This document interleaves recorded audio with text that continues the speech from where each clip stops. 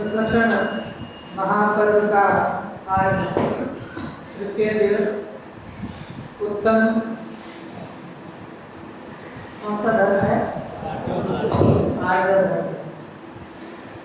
कल हमने परसों हमने क्षमा देवी, कल हमने आर्य देखा और आज है आर्य। कौन सी कषाय के महापूर्व? माया कषाय। हमने पहले दिन क्रोध निकाला, कल मान निकाला, आज इसका नंबर है माया। वो सब आप अपने अपने में देख लेना किसने कितना निकाला। आज माया पूछा है। अभी हमने उत्तम आर्य धर्म की पूजन पढ़ी ना, तो उसकी जो अर्घावली जो थी उसमें हमने पंच प्रतिष्ठी की स्तुति देखी, आनंद परमेष्टि, सिद्ध परमेष्टि, आचार्य। तो सिद्ध परमेष्टि की स्तुति करते हुए परिवर टेकचंद जी सिद्धचंद्र विधान में लिखते हैं। टेकचंद जी का नाम सुना? सिद्धचंद्र विधान अष्टांगिकाओं के अंदर जो मुख्यतः सिद्धचंद्र विधान किया जाता है, इसके अंदर लिखते हैं जेते कछु बुध गल परमाणु अर्थ रूप हुए अतीत काले आगे होने हारे हैं। सिद्धों की स्तुति करते हुए लिख रहे हैं जेते कछु बुध गल परमाणु शब्द रूप हुए हैं अतीत काले आगे होने हारे हैं। इनको अनंत गुण करत अनंत बार ऐसे महाराशि रूप धरे विस्तार हैं। क्या कहा? सिद्धों की अभिनपनमिष्टि है, सिद्धों की स्तुति। क्या लिखा कि चेते कछु पुद्गल, ये जो शब्द है ना भाषा वर्णना, हमें लगता है ना मैं बोल रहा हूँ, है ना, मैं अच्छा बोलता हूँ, मेरा कंठ कोयल जैसा है, सुरीला है ना, हमारा कंठ सुरीला है, मैं बोलता हूँ ना। ये तो ना पुद्गल रूप वर्णना का परिणाम है। कई बार होता है ना बोलना कुछ जाते निकल जाता कुछ और है ना। जैसे कॉमन सा उदाहरण है ना, हम सब जो पढ़कर गए, एग्जाम सेंटर में आकर बैठे, पेपर आया और वही क्वेश्चन आया जो पढ़ा था ना अभी कुछ देर पहले, जो पढ़ा था वही क्वेश्चन आया, लेकिन फिर भी ना ख्याल तो आता है कि हमने पढ़ा था।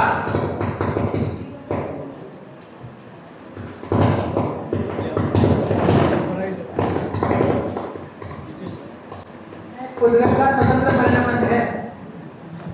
ये भी जो हो रहा है ना, ये भी पुद्गल का स्वतंत्र परिणाम है। हम चाहते तो है ऐसा नहीं हो वैसा नहीं हो, है ना, ये नहीं हो वो नहीं हो, लेकिन क्या करें, हमारे अधिकार की वस्तु ही नहीं है ना।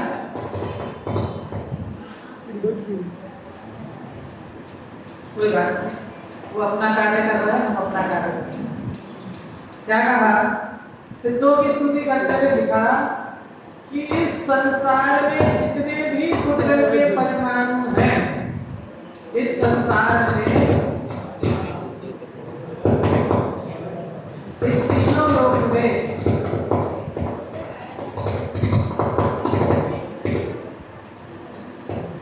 बंद कर दीजिए। हाँ, जो ढीला होगा ऐसे आवाज आ रही है ना, चल जाएगा। और नहीं आ रही हो तो आगे आ जाना, है ना?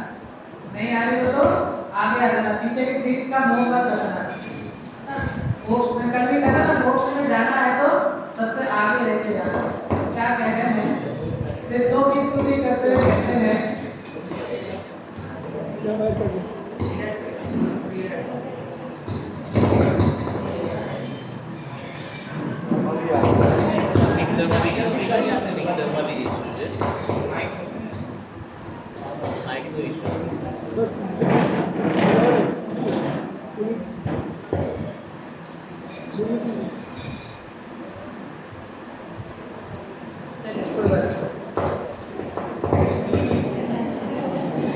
हाँ, आज का कौन सी कक्षाएं का भाग है? माया कक्षाएं। सरलता, जीवन में सरलता हर परिस्थिति के अंदर ना, ये तो संयोग है ना, इन संयोगों में मेरा कोई बंधा नहीं है, वो अपना स्वतंत्र है और हम अपने कार्य के लिए स्वतंत्र हैं। सिद्धों की स्तुति करते हुए कहा कि इस संसार में, इस पूरे तीनों लोक में जितने भी पुद्गलीय परमाणु हैं, क्योंकि जो शब्द रूप परिणमित होते हैं, जो भाषा वर्णना रूप परिणमित होते हैं, तो ऐसे जितने भी पुद्गलीय परमाणु हैं उन सबको क्या कर दिया जाए, इकट्ठा कर लिया जाए। जेते कछु पुद्गल परमाणु शब्द रूप हुए हैं अतीत काले आगे होने हारे हैं। कितने जो पीछे हुए हैं भूतकाल में और जो आगे आने वाले काल में होने वाले हैं, उन सभी पुद्गल जो भी शब्द परिणमित होने वाले हैं, उन सभी पुद्गलों को इकट्ठा कर लिया जाए। और फिर क्या करना है इकट्ठा करके, तीन को अनंत गुण करते अनंत भर ऐसे महाराशि रूप धरे विस्तार है। जब जो इकट्ठे हुए ना पुद्गल के परमाणु, जो इकट्ठे हुए उन पुद्गल के परमाणु को, कितने परमाणु, पुद्गल राशि कितनी, अनंत, अनंत जो राशि ना, अब उस अनंत राशि को अनंत से गुणा करो, अनंत अनंत को अनंत से गुणा करो, तो जो निकले ना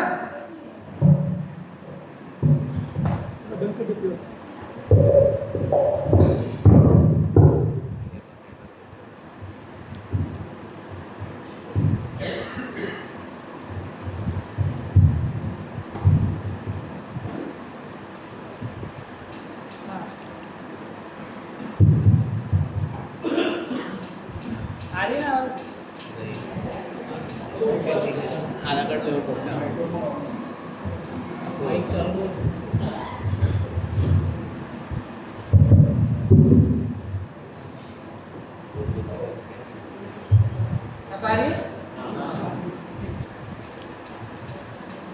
वापस से क्या कहा, सिद्धों की स्तुति कर रहे हैं। सिद्धों की स्तुति करते हुए लिखा प्रेमचंद जी ने कि जितने भी पुद्गल के परमाणु हैं,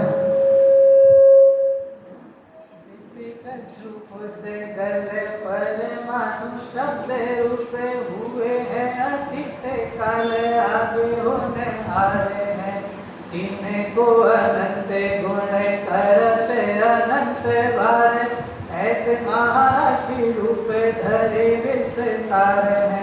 कितनी जो महान राशि इकट्ठी हुई ना, और लिखा सब ही एकत्र हुए सिद्ध परमात्म के मानो गुण गण उच्चरण अर्थ धारे हैं।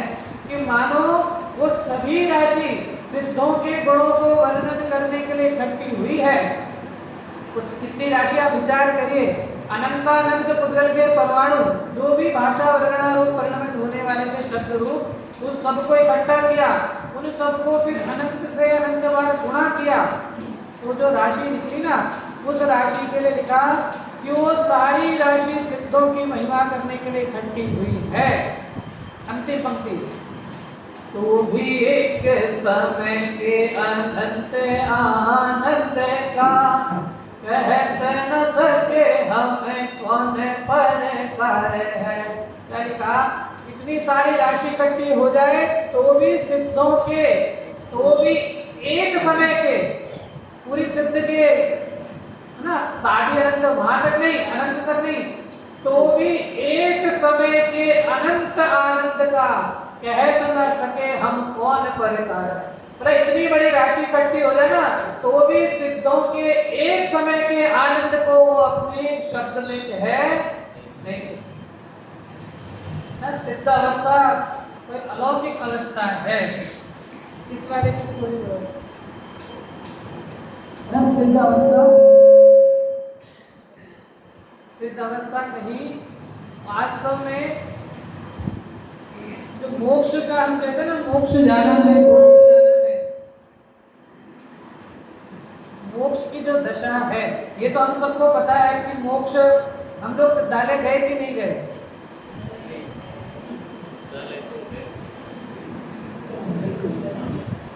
हाँ, आपका क्या नाम है? पीछे, हाँ, नहीं, आगे वाले भैया,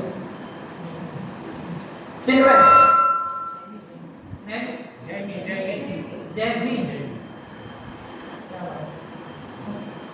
आप सिद्धालय गए हो? गए हो? नहीं गए? बाजू में आपके साथ में जाते हैं ना, तो अकेले तो जाएंगे नहीं। हाँ, हम सिद्धालय गए कि नहीं गए? नहीं गए ना? अरे मुझे तो लगा बड़ोदरा में सब पढ़ने वाले लोग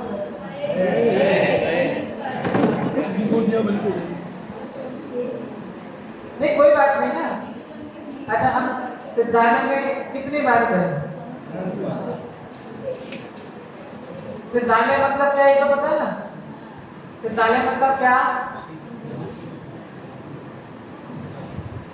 हमने वो, हमारी गलती क्या है, हमने वो डेफिनेशन ही वो बना रखी ना, सिद्धालय मतलब का जहाँ सिद्ध भगवान निवास करते हैं सिद्धालय। ये सिद्धालय पे एक स्थान है ना, वहां पर तो निगोदिया जीव भी रहते हैं, और हम अनंत बार निगोदिया बनकर के सिद्धालय में भी जाकर आए। क्या कहा? अनंत बार निगोदिया के रूप में सिद्धालय में जाकर भी आए। अब ऐसा सिद्धालय जाना है कि निज में रहने वाला सिद्धालय जाना है। सोगानी जी ने कहा कि हमें नहीं चाहिए मोक्ष। क्या लिखा? सोगानी जी ने कहा, आपके पत्र में पढ़ेगा, हमें मोक्ष नहीं चाहिए ना, हमें तो अपनी आत्मा का ध्यान चाहिए, पर उस ध्यान की अवस्था में अगर मोक्ष आता हो तो आए, हमें उस मोक्ष की इच्छा नहीं है। अभी पढ़ना सोगानी जी के पत्र भी, उन्होंने लिखा, बोलते ना अंत समय में क्या करना ना, हॉस्पिटल लेके जाते हैं ना, तो क्या जब डॉक्टर क्या बोल देता है कि भैया अब कुछ होने वाला नहीं है, अब कहाँ ले जाओ? कहाँ ले जाओ? घर ले जाओ। घर अपने घर, ऐसे कंफ्यूज नहीं होना। कहाँ ले जाना? घर ले जाना। घर ले जाके क्या करना? क्या करना घर ले जाके? भगवान का नाम सुना, है ना? तो सुगानी जी ने कहा, अंत समय में मुझे कोई सुनाए ऐसा भाव भी मेरे लिए बाधक है। क्या लिखा? अंत समय में मुझे कोई सुनाए वो भाव भी मेरे लिए बाधक है। अरे मेरी तैयारी ऐसी होनी चाहिए कि अंत समय में मुझे किसी का लक्ष्य नहीं रहे कि जो मैंने इतने पूरा जीवन मिला ना, पूरा जो जीवन मिला उस जीवन की तैयारी ऐसी होनी चाहिए। जैन धर्म में मृत्यु को महोत्सव कहा है। क्या कहा है? मृत्यु को महोत्सव कहा है। तो उनकी मृत्यु महोत्सव नहीं होती है जो दुकान पे बैठे बैठे, है ना। किसकी मृत्यु महोत्सव होगी? जिसने वास्तव में अपने जीवन को उस जाति का जिया है, जिसने अपने जीवन में उस जाति की तैयारी की है, उसकी मृत्यु वास्तव में महोत्सव होती है। नहीं तो रोते बिलखते तो आए थे और चले जाएंगे ना, क्योंकि हर चीज की एक मैन्युफैक्चरिंग डेट है और एक एक्सपायरी डेट है। जितने भी संयोग है इस संसार में, जो भी वस्तु है, सबकी डेट निश्चित है ना, एनर्जी और EXP, है ना। कोई भी प्रोडक्ट खरीदते तो देखते कि नहीं देखते एक्सपायरी डेट, तो अपनी एक्सपायरी डेट देखी कि नहीं? अच्छा, एक्सपायर होने वाले कि नहीं होने वाले? कहीं अभी ऐसे बैठा कि मैं तो, अब कई लोग क्या होता है, वो अपन कहते हैं ना, मैं तो कैसा हूँ, अजर हूँ, अमर हूँ, है ना, तो बस मैं तो मरने वाला नहीं है ना, मैं तो अजर तत्व हूँ, अमर तत्व हूँ। भैया ना, वो तो ज्ञान की, लेकिन अभी जो वर्तमान में संयोग जो मिले ना, वो संयोग तो कैसे हैं? वियोग वाले हैं। संयोग का तो वियोग नियम से होने वाला है। तो ये जो मोक्ष ना, जो अपना जो भी प्रकरण चल रहा है ना, ज्ञान मात्र ही मोक्ष का कारण, तो मोक्ष को जिन्होंने प्राप्त किया, वो सिद्ध भगवान की महिमा कैसी है हमें जाना है ना, हमें उसकी प्राप्ति करनी है, तो हमें उस स्थान की महिमा तो आए। जिसको जैसे किसी को डॉक्टर बनना है, किसी को IAS बनना है, RAS बनना है, इंजीनियरिंग बनना है, US जाना है, तो क्यों जाना है, क्यों बनना है, क्यों बनता है? क्योंकि उसको उसका बेनिफिट पता है ना, उसको उसके लाभ पता है कि अगर मैं IAS बन गया तो लाल बत्ती वाली गाड़ी मिलेगी, है ना, 4 लोग मेरे पीछे घूमने वाले होंगे, सब लोग मुझे सलूट करेंगे, है ना, मैं बहुत बड़े पोस्ट पे आ गया, CEO बन गया, है, तो मैं लग्जरी लाइफ जी पाऊंगा। तो उसको सब बेनिफिट पता है, इसके लिए वो उसकी तरफ दौड़ लगाता है। तो ऐसे हमें जो जिस मोक्ष को हमने साध्य बनाया है, वो मोक्ष में जाकर क्या मिलेगा? वो जो सिद्ध हुए हैं, अब तक जितने भी सिद्ध हुए हैं, वो वहां जाकर क्या करते हैं, इसका भी तो हमको ख्याल आए। कल मैंने शाम को कहा था कि मोक्ष में जाकर क्या करेंगे, है ना। चलो अभी तो ना सब पूछते हैं कि मोक्ष में जाना है कि नहीं जाना है, तो मोक्ष में हमने कह दिया मोक्ष में जाना है। कब तक रहोगे मोक्ष में? भैया जैनी, एक बार मोक्ष हो जाएगा तो कब तक रहोगे मोक्ष में? हमेशा रह लोगे? अबे तो 1 घंटा बैठा नहीं जाता है ना। अभी 1 घंटे मैं 5-10 मिनट ऊपर चला जाऊं तो आपके मन में कैसी आकुलता होती है ना। भैया तो छुट्टी लेकर आए हैं, उनके पास तो कुछ काम है नहीं, है ना, वो तो बैठ गए सुनाने के लिए। हमें तो घर जाकर ये भी करना है ना, अभी दुकान खोलनी है, खाना बनाना है, सब काम करने हैं। तो मोक्ष में जाओगे कब तक रहोगे,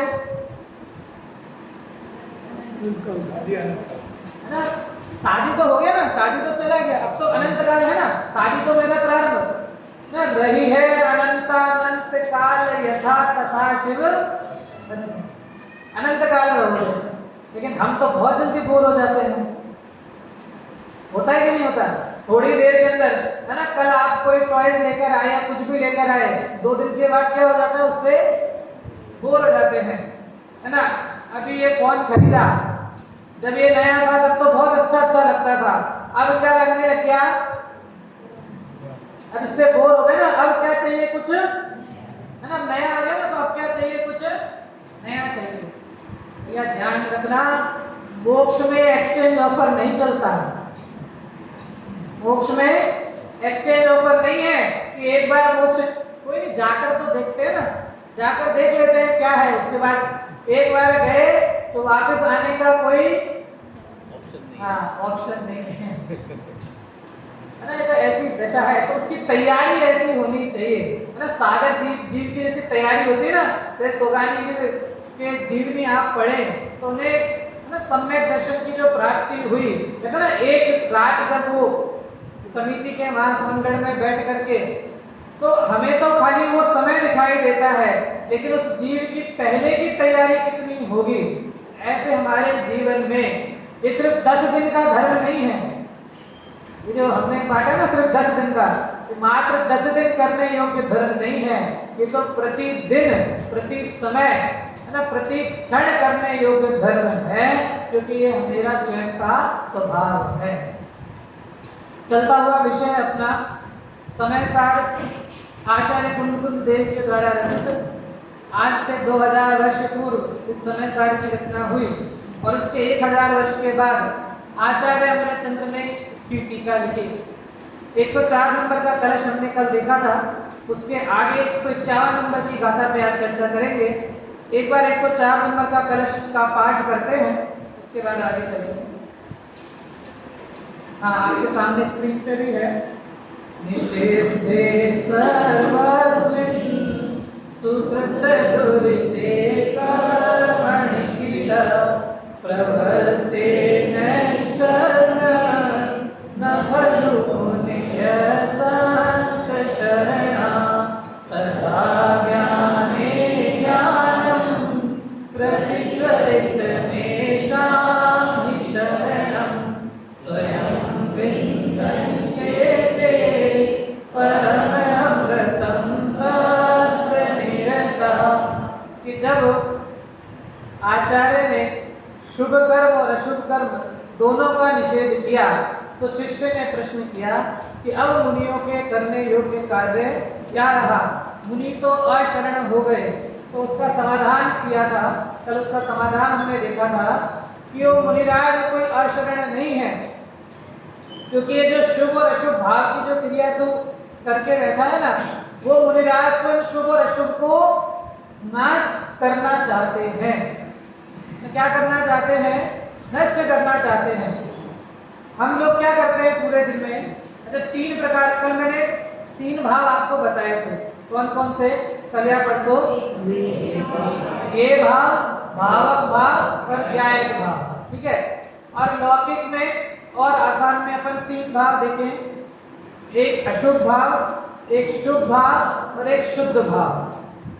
कौन कौन से? अशुभ भाव, शुभ भाव और शुद्ध भाव। तो हम लोग क्या करते हैं पूरे दिन?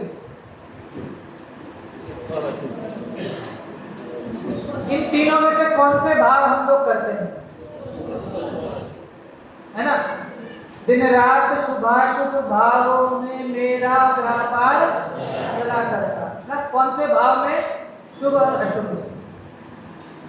अब विचार करना, निगोध का जीव है, निगोध है ना, निगोधिया जीव है, वो कौन से भाव करता है?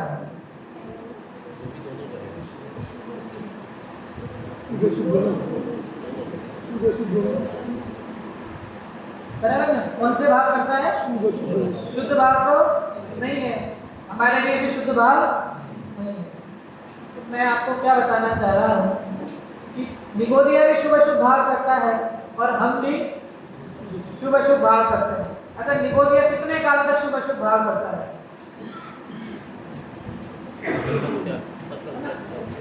अनंत काल तक। क्योंकि जितने निगोधिया जीव जो आज तक कभी निगोध से निकले ही नहीं, जो आज तक कभी निगोध से निकले ही नहीं, ऐसे निगोधिया जीव अनंत काल तक शुभ अशुभ के भाव करते हैं। और वही शुभ अशुभ का भाव मैं कर रहा हूं। मैं कौन? मुझे मनुष्य देह मिली ना, मनुष्य पर्याय मिली। ये मनुष्य पर्याय मिलने के बाद भी मैं कैसा कार्य कर रहा हूँ? निगोधिया के समान कार्य कर रहा हूँ। तो विचार करना, मुझ में और निगोधिया में अंतर है कि नहीं है? मेरे ज्ञान का क्षोभ उस जाति का वर्तता है कि नहीं वर्तता है? लेकिन इसके बाद भी क्या कर रहा हूँ? आज पूजन हमने पढ़ी ना, सिद्ध देव शास्त्रों की पूजन आदरणीय बाबू युगल जी द्वारा। इसके अंदर आता है ना, जिसके श्रृंगारों पे मेरा यह महंगा जीवन भूल जाता, अत्यंत अशुचि जड़ काया से इस चेतन का कैसा नाता। कितनी विचित्र बात है। क्या लिखा? जिसके श्रृंगारों में मेरा कैसा जीवन? महंगा जीवन है ना। ये जीवन जो मिला ना, ये ऐसे ही नहीं मिला। पूरे दिन बस उसकी इस देह की 7 सवर में निकल जाती ना। अब 10 लक्षण आए तो 10 लक्षण की तैयारी करनी पड़ती है ना। आज के दिन क्या पहनना है, कल के दिन क्या पहनना है, परसों क्या पहनना है ना। सब उस तरह की ड्रेस गैस निकाली जाती है ना, बाहर की तैयारी, इस पूरे देह के ही श्रृंगारों में ये पूरा जीवन तो महंगा, ज्ञानी जी बात है महंगा, क्योंकि मैंने कल भी कहा ना, उंगली के पोरे से गिनने जितने मनुष्य देह मिलती है, नहीं तो बाकी तो त्रियंच की देह की ये सब तो कितनी नरक आदि तो कई बार मिल गई, लेकिन जो मनुष्य देह है ना, ये बहुत कम उत्तम संयोगों में जाकर मिलती है। वहां जाकर भी अगर तू ऐसे संयोगों में आकर भी अगर तू निगोदिया जैसा कार्य कर रहा है तो भैया विचार करना, ये उत्तम अवसर मिला है।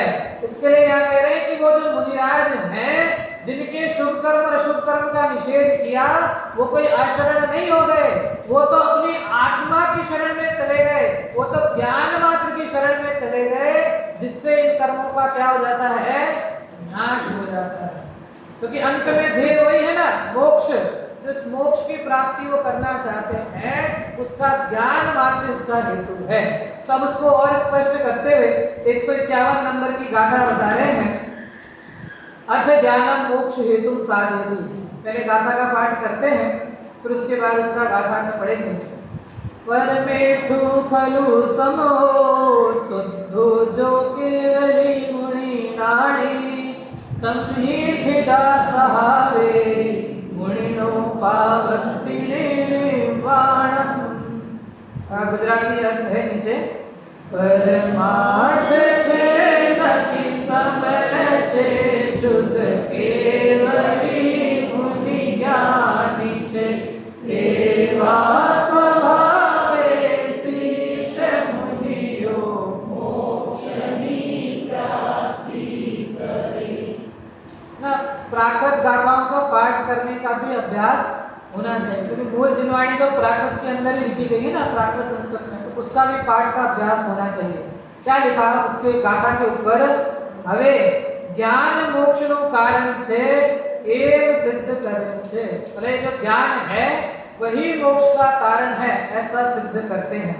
गाथा है निश्चय से जो परमार्थ है, समय है, अब जो आत्मा है ना, उस आत्मा के विशेषण बता रहे हैं कि निश्चय से जो परमार्थ है, समय है, शुद्ध है, केवली है, मुनि है, ज्ञानी है, ऐसे स्वभाव में स्थित मुनियों निर्वाण ने पावे छे, अर्थात निर्वाण की प्राप्ति करते हैं। कौन कौन? ये सब विशेषण बताए, किसके विशेषण बताए? आत्मा के, कि उस आत्म तत्व को चाहे आप परमार्थ कहो, चाहे समय कहो, चाहे शुद्ध कहो, चाहे केवली कहो, चाहे मुनि कहो और चाहे ज्ञानी कहो, ये सभी कैसे हैं? सब इस आत्मा के ही भेद हैं। और जो ऐसे स्वभाव में स्थित होता है ना, वो किसकी प्राप्ति करता है? मोक्ष की प्राप्ति करता है। इसी समय सार के सबसे पहले कलश में जब आचार्य अमृतचंद्र ने लिखा नमः समय सारा है, कि मैं उस आत्म तत्व को नमस्कार करता हूं, तो नमस्कार मतलब क्या? नमस्कार मतलब क्या? हम नमस्कार मतलब क्या समझते हैं? हाथ जोड़ लिए, थोड़ा झुक गए, हम नमस्कार का अर्थ क्या समझते हैं?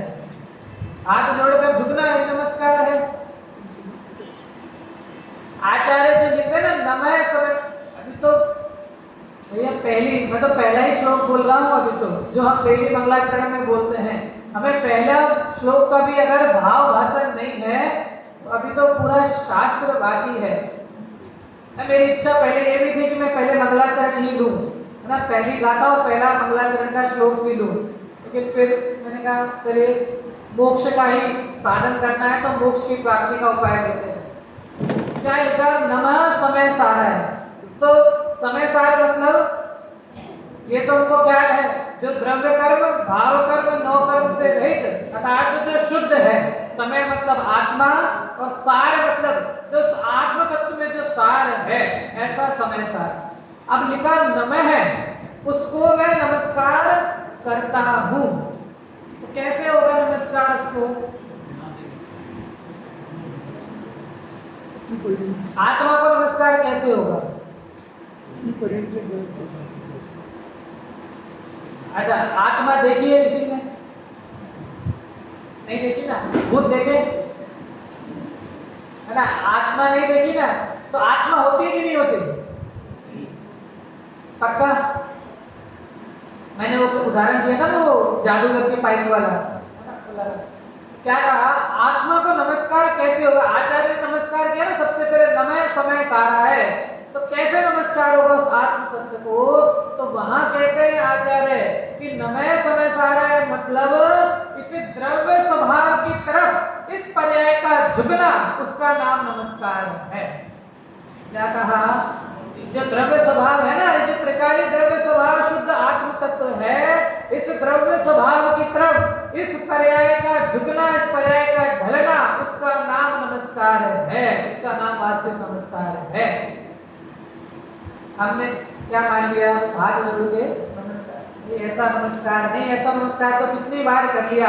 अब वास्तविक नमस्कार करना है कि जो देह देवल में विराजमान जो भगवान आत्म तत्व है, ये जो शुद्ध द्रव्य जो विराजमान है, उस शुद्ध द्रव्य की तरफ ये जो प्रति समय की जो पर्याय चल रही है ना, इस ज्ञान रूपी पर्याय को उस शुद्ध द्रव्य की तरफ झुकाना, उसका नाम वास्तविक नमस्कार है।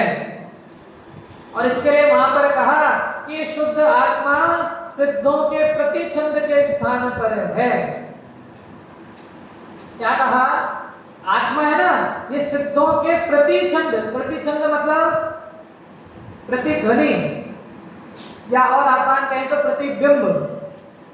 आत्मा क्या है? सिद्धों का प्रतिबिंब है। किसका प्रतिबिंब है? सिद्धों का प्रतिबिंब है। प्रतिछंद प्रतिध्वनि क्या होती है? जैसे यहाँ पे कोई पहाड़ है वडोदरा में, पावागढ़, तो आप पहाड़ की चोटी पर खड़े हो जाओ, है ना? जैसे चोटी पे खड़े होकर चिल्लाओ तो क्या होता है? आप जितने तेज चिल्लाओगे वो ध्वनि वापस से आपके पास में आती है ना। आपने चिल्लाया और वो ध्वनि ना प्रतिध्वनि आ रही, आपने बोला, तो ऐसे ही आत्मा ने बोला, मतलब आप सिद्ध हैं, तो सिद्धों की तरफ से प्रतिध्वनि आई कि आप सिद्ध हैं। क्या कहा? आत्मा को सिद्धों का प्रतिछंद प्रतिबिंब कहा है। मैंने कहा ना, भव्य निहारे अरे आपको, आप निहारे अपनी और, धन्य आपकी वीतरागता प्रभु प्रभुता का और न। कि यहाँ हम कहते हैं भगवान आप सिद्ध हैं, तो वो भगवान कह रहे हैं कि तुम खुद सिद्ध हो ना, तुम स्वयं सिद्ध है। तेरा जो द्रव्य स्वभाव है वो सिद्ध समान सदा पद मेरो, है ना? सिद्ध समान सदा पद मेरो, जो सो निगोद में सो ही मुझ में, सो ही मोक्ष मजार, अंतर भेद कछु नाही, भेद गिनत संसार। इस तत्व की महिमा तो आनी चाहिए ना। तो कहा उस आत्म तत्व को, चाहे आप परमार्थ कह लो, चाहे आप समय कह लो, चाहे आप शुद्ध कह लो, चाहे केवली कह लो, चाहे मुनि कह लो, चाहे ज्ञानी कह लो, वो सभी क्या है? आत्मा, स्वभाव में स्थित आत्मा मोक्ष की प्राप्ति करने वाला है। कौन सी आत्मा? पुराना ध्यान रखना, शुभ और अशुभ कर्म के नाश पूर्वक, शुभ अशुभ कर्म में सब ले लेना। मैंने कहा था ना, षट आवश्यक भी आ गए। सौधर्म इंद्र ना, सौधर्म इंद्र के इंद्रपने के भोग करने का अशुभ भाव और तीर्थंकरों के पंचकरणक मनाने का शुभ भाव। क्या कहा? सौधर्म इंद्र के इंद्रपना भोगने का अशुभ भाव और तीर्थंकरों के पंचकरणक मनाने का शुभ भाव, दोनों ही भावों का निषेध किया ना। शुभ अशुभ इसके दोनों ही भावों का निषेध किया और कहा जो ज्ञान मात्र आत्मा में रमण करता है, विचरण करता है, वो आत्मा मोक्ष को प्राप्त होता है ना। टीका लिखिए, टीका पढ़ते हैं। क्या लिखा है? ज्ञान ही मोक्ष का कारण है। क्यों? अब उसका स्पष्ट कर रहे हैं, क्यों ज्ञान को मोक्ष का कारण कहा? क्योंकि ज्ञान शुभाशुभ कर्मों ना बंधनु कारण नहीं होवाती, क्योंकि ज्ञान शुभाशुभ कर्मों के बंध का कारण नहीं होने से તેને એ રીતે મોક્ષનું કારણ બને છે। मतलब ज्ञान जो है वो किसका कारण है? बंधन से छुटकारे का कारण है। उससे शुभ अशुभ का बंधन नहीं होता है, इसके लिए उसे मोक्ष का कारण कहा है। बाकी तो हम लोगों का तो जितनी भी क्रिया चल रही है वो मात्र या तो शुभ रूप कर चलती है या अशुभ रूप चलती है। इन दो रूप तो मुनिराजों के लिए क्या लिखा कि इन शुभ अशुभ भावों के अलावा जो अपनी आत्मा में रमण करते हैं वो कौन से भाव की प्राप्ति करते हैं? शुद्ध भाव की, है ना। जो ज्ञायक भाव का ना निज भाव को न्यारा किया, जो ज्ञायक भाव में रमण करते हैं वो जीव मोक्ष की प्राप्ति करते हैं। अब देखना इसमें कैसे कैसे उसके विशेषण दिए। वह ज्ञान समस्त कर्म आदि अन्य जातियों से भिन्न चैतन्य जाति मात्र परमार्थ है। कौन सी जाति है? हमारी कौन सी जाति है? अभी जनगणना होगी ना, चल रहा है ना जनगणना का कि अभी वापस से जनगणना होगी, तो हमारी कौन सी जाति है? जाति के कॉलम में क्या लिखेंगे? अभी तो बहुत वो आता ना व्हाट्सएप पे कि जाति के कॉलम में जैन लिखे है ना, कोई दूसरी चीज नहीं लिखे, क्या लिखे? जैन लिखे। चलो कोई बात नहीं, जैन भी, जैन किसे कहते हैं?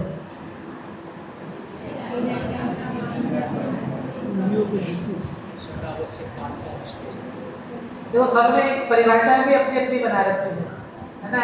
आपने बोला जो शटावशक पालता है, इधर से किसी ने बोला जो जिनके पथ पे चलता है, इनने बोला जो जिनकी आज्ञा मानता है ना। और भी कोई इंद्रियों का विषय जिन्होंने इंद्रियों को जीत लिया जिन है। सबकी अपनी अपनी परिभाषा है। वर्णी जी ने लिखा है धर्म परीक्षा के अंदर कि धर्म की परिभाषा हर व्यक्ति की अलग अलग है। आप यहाँ से सड़क पर चले जाओ और किसी राह चलते व्यक्ति से पूछो धर्म क्या है, तो वो भी आपको बता देगा धर्म क्या है। क्यों? है ना। किसी के लिए गाय को रोटी खिलाना धर्म है, किसी के लिए भूखे को खाना खिलाना धर्म है, प्यासे को पानी पिलाना धर्म है, किसी के लिए 1 घंटा मंदिर में आना धर्म है, किसी के लिए 1 घंटा पढ़ना धर्म है, किसी के लिए, मतलब सबने अपनी अपनी धर्म की परिभाषा अलग अलग बना रखी है। आदरणीय बड़े पंडित जी कहते थे कि यदि तेरा धर्म मंदिर में होगा तो जिस समय तू मंदिर से बाहर निकलेगा तेरा धर्म भी समाप्त हो जाएगा। यदि तेरा धर्म स्वाध्याय में होगा तो जिस समय तू स्वाध्याय बंद करेगा उस समय तेरा धर्म भी बंद हो जाएगा। बहुत कठोर बात है, समझना, भाव समझना। इसका निषेध नहीं कर रहे हैं लेकिन भाव समझना। क्या कहा? यदि तेरा धर्म, यदि तूने अपना धर्म इन वस्तुओं में मान के बैठा है तो ये जो क्रिया समाप्त हुई तो तेरा धर्म भी समाप्त हो जाएगा। अरे भैया, धर्म तो मेरा स्वभाव है। धर्म क्या है? मेरा स्वभाव है जो कभी मुझसे भिन्न नहीं होता, तो सदा काल मेरे अंदर विद्यमान है। क्योंकि स्वभाव अगर मुझसे जुदा हो जाए तो मेरी सत्ता का ही नाश हो जाए। धर्म तो क्या है? स्वभाव है। लेकिन हमने क्या मान रखा है ना, सबने अपने अपनी परिभाषाएं बना रखी है। किसी के लिए कुछ धर्म है, किसी के लिए कुछ धर्म है ना। हमने इतना, गुरुदेव जी तो बहुत कहते थे ना, मंदिर बना दिया है ना, इतने लाख देकर के मंदिर बना दिया। क्या बनाया ना? धूल नहीं बनाया ना। गुरुदेव जी तो कहते ना धूल, तो क्या बना दिया है ना, कुछ मान के बैठा ना, मैंने बनाया, मैंने दे दिया, मैंने करने वाला। अरे ये सब तो अनादि काल से न जाने कितनी बार किया। अब ऐसा क्या नहीं किया जिसकी वजह से मैं संसार में पुनः पुनः भटकता हूँ। तो प्रवचन सार के अंदर लिखा, चरणानी सूचक चुलिका के अंदर, जब श्रावक मुनि दीक्षा लेने अंगीकार करने की भावना भाता है तो उससे पहले अपने परिवारजनों से आज्ञा मांगता है। किसी ने कुंतल आचार्य की स्टोरी भी पढ़ी होगी ना, तो जब कुंतल आचार्य जब 11 वर्ष के थे तो तो जब जिनचंद्र आचार्य से दीक्षा लेने की भावना हुई तो उन्होंने कहा कि पहले घर से अनुमति लेकर आओ। तो जब वो अनुमति लेने गए तो वहां प्रवचन सार में लिखा है, वो कहता है, हे इस शरीर के जनक पिता, हे इस शरीर की जनक माता, मेरी जनक नहीं, हे इस शरीर की जनक माता, हे इस शरीर के जनक पिता, हमें इतना तो ख्याल आए ना। अभी तो क्या मान के बैठा है कि मैं कौन हूं, मैं ये ही हूं, है ना। बोल तो देते हैं मैं ज्ञानानंद स्वभावी हूं, लेकिन कभी लगता ही नहीं है कि मैं वास्तव में इस ज्ञान का आनंद का भंडार हूं। तो यहाँ क्या लिखा है कि वो जो आत्मा है ना, उसकी जाति क्या है, क्या लिखा, वापस पढ़ता हूं। ते ज्ञान, वह ज्ञान समस्त कर्म आदि अन्य जातियों से भिन्न चैतन्य जाति मात्र परमार्थ अर्थात परम पदार्थ है। कैसा है? चैतन्य जाति। अच्छा, अजैन कौन सी जाति होती है? अजैन कौन सी जाति होती है ना? अजैन नाम की तो कोई जाति नहीं है ना, लेकिन जो जैन से भिन्न है हम उनको अजैन कहते हैं। तो जैसे कर्म आदि से जो भिन्न है, क्या लिखा है यहाँ पे, लिखा ना कि ये जो कर्म आदि अन्य जातियों से भिन्न, जो ये कर्म आदि की जितनी भी जातियां थी उन जातियों से भिन्न चैतन्य जाति मात्र अर्थात आनंद चैतन्य जीव का स्वभाव है ना। जीव की परिभाषा क्या कहते हैं? जीव किसे कहते हैं? पाठशाला में पढ़ा होगा। हाँ, जो जानता देखता है, सुख दुख का अनुभव करता है, उसे जीव कहते हैं ना, जो जानता देखता है। तो जो चेतन है, जिसके अंदर चेतना लक्षण जिसका है, जिसके अंदर चेतन सत्ता है, चेतना लक्षण जिसका है, ऐसा जो चैतन्य जाति वाला जो जीव है ना, है ना, कितना समय 15 मिनट का, भिन्न चैतन्य जाति मात्र परमार्थ है। टेंशन मत लेना, मैं सब पीछे मुड़ मुड़ के देख रहे हैं, कोई बात नहीं, आएगी तो अच्छा ही है ना, और 10 मिनट मिल जाएंगे, है ना, टेंशन नहीं लेना। क्या कहा कि ये जो परमार्थ वस्तु है ना, क्योंकि जाकर क्या करोगे, क्या वही ना, या तो शुभ या अशुभ, इन दो के अलावा तो कुछ दूसरा काम करने वाले नहीं हो। तो अभी अपने स्वरूप की चर्चा चल रही है ना, तो थोड़ा उसमें चित्त लगाना। क्या कहा कि मेरी जो जाति है ना, मेरी जाति कैसी है, मेरी जाति तो सबसे भिन्न जाति है, अनोखी जाति, चैतन्य जाति। लेकिन क्या करें ना, जैसे दादा उदाहरण देते थे ना, करोड़पति रिक्शे वाला, सुना, सबने सुना ही होगा, बहुत फेमस उदाहरण है आदरणीय दादा का, करोड़पति रिक्शे वाला, है ना। एक तरफ तो आप कहते हो करोड़पति और एक तरफ आप क्या कह रहे हो, रिक्शे वाला। कैसे हो सकता है? सबको उदाहरण ख्याल में ही होगा कि वो सेठ का पुत्र था और कुवैसरों के अंदर चला गया था। तो सेठ ने अपनी जब अंत समय आया तो वसीयत में लिख दिया कि जब तक ये इतने वर्ष का नहीं हो जाता, 21 वर्ष का नहीं हो जाता, इसको कोई संपदा नहीं मिलेगी। सेठ का देहावसान हो गया, घर में जितनी संपदा थी, व्यसनी था, तो सारी संपदा धीरे धीरे समाप्त हो गई। अब घर में खाने को भी नहीं बचा, तो अब क्या करे? किसी ने एक रिक्शा दे दिया कि अब खाने की कुछ भी नहीं बचा घर में, तो क्या करे? अब वो रिक्शे को चला चला कर अपना जीवन यापन कर रहा है। तो एक दिन जब वो 21 वर्ष का हुआ, तो जिसके सामने, है ना, जिस वकील के साथ में ये वसीयत बनाई गई थी, वो आए और उन्होंने कहा कि भैया तुम कहाँ रिक्शा चला रहे हो, तुम तो करोड़पति हो। तुम तो कौन हो? करोड़पति हो। तो दादा ने कहा अब वो मानेगा, वो रिक्शा चला रहा है और आप जाकर के उससे कहो कि भैया कहाँ रिक्शा चला रहे हो, तुम तो कौन हो? करोड़पति हो। तो उसने क्या कहा ना, सुबह से कोई दूसरा नहीं मिला क्या? ना सुबह से हम ही मिले तुम्हें, सुबह से कोई दूसरा नहीं मिला तुमको पागल बनाने के लिए? अरे हमारे तो खाने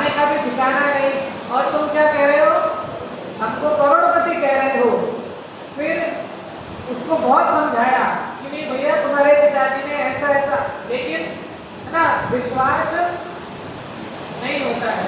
फिर अंत में उसको वसीयत दिखाई, है ना, वसीयत दिखा करके बताया कि ये देखो इस वसीयत में ऐसा लिखा है। फिर उसको देखता है, पढ़ता है, लेकिन फिर भी विश्वास नहीं होता। बहुत मुश्किल से जाकर के विश्वास होता है कि मैं कौन हूँ। तो हम मैं कौन हूँ? मैं रिक्शे वाला हूँ कि करोड़पति हूँ? मैं भिखारी हूँ कि राजा हूँ? हाँ, पीछे वाले सभी, मैं भिखारी हूँ कि राजा हूँ? लेकिन हमको क्या लगता है, बिल्कुल उदाहरण दादा का इतना अच्छा उदाहरण है आपको घटित करना कि ज्ञानी जी हमको पुकार पुकार करके कहते हैं कि तू राजा है, करोड़पति है, लेकिन हमको क्या लगता है, अरे है ना, जैसे वो कहते हैं हम ही मिले क्या, तो हमको भी ऐसे ही लगता है कि अरे हम तो पापी हैं, है ना, हम तो कर्म आदि के अंदर झूले हुए हैं, है ना, कर्मों ने हमको संसार में भटका रखा है, हम कहाँ मोक्ष जा सकते हैं, तो अपने को ऐसा मानता है। फिर ज्ञानी उसको शास्त्र दिखाकर कहते हैं कि देख, जैसे वसीयत दिखाई ना, ऐसे उसको शास्त्र दिखाकर कहते हैं देख आचार्यों ने, सर्वज्ञ भगवान ने लिखा है, हम नहीं कह रहे हैं, सर्वज्ञ भगवान की वाणी में आया है कि तू अनंत गुणों का भंडार है, तू अनंत शक्तियों का स्वामी है, तू राजा तत्व है, तू चैतन्य जाति वाला तत्व है। तभी भी क्या करे, इसको विश्वास नहीं होता है। कौन है वो रिक्शे वाला? आपको तो भैया आप तो सब घटित कर देते हो, है ना, कभी पागल, कभी रिक्शे वाला, कभी कुछ। क्या हमारी दशा है ना उसके जैसी कि हम अपने स्वरूप को भूल करके, है ना, मुट्ठी में रखा हुआ सोना भूल गए। चलो ये तो आप कहोगे कि बहुत वैसे उदाहरण है, एक बहुत अच्छा और बहुत कॉमन उदाहरण देता हूँ आपको। जो भी चश्मा लगाता है ना, जैसे मैं चश्मा लगाता हूँ, जो भी चश्मा लगाता है, कई बार क्या होता है, घर में अब चश्मा खो गया, अब हम चश्मा ढूंढ रहे हैं, है ना, पूरे घर में सबको अरे चश्मा नहीं मिल रहा, चश्मा नहीं मिल रहा, चश्मा नहीं मिल रहा, है ना, पूरे घर में वो चश्मा ढूंढ रहे हैं, बच्चों को भी बोल दिया चश्मा नहीं मिल रहा है, चश्मा नहीं मिल रहा है, पूरे घर में ढूंढ रहे हैं। और वो चश्मा कहाँ मिलता है ना, लगाते हैं ना, ऐसे निकाल करके ऐसे लगा लेते हैं, है ना, और अब लगाने के बाद क्या हो गया, भूल गया, है, लगाने के बाद भूल गया। अब सारे घर में ढूंढ रहा है, चश्मा नहीं मिल रहा है। फिर कोई ज्ञानी आता है ना, आपके घर में भी होगा ना ज्ञानी, तो कोई ज्ञानी आता है और ज्ञानी आकर के कहता है कि तू कहाँ पर में ढूंढ रहा है, तू कहाँ बाहर में ढूंढ रहा है, तेरा चश्मा तो तेरे सर पर ही है। तो ऐसे ज्ञानी जीव आते हैं, ज्ञानी जीव आकर के कहते हैं तो इस आत्म तत्व को कहाँ बाहर में ढूंढता है, तो इस आत्मा को कहाँ बाहर खोजने जा रहा है, ये आत्म तत्व तो तेरे ही अंदर विद्यमान है। बाबू जी की पंक्ति है, जो चेतन के भीतर झांका उसने आत्म देखा, बाकी ने तो खींची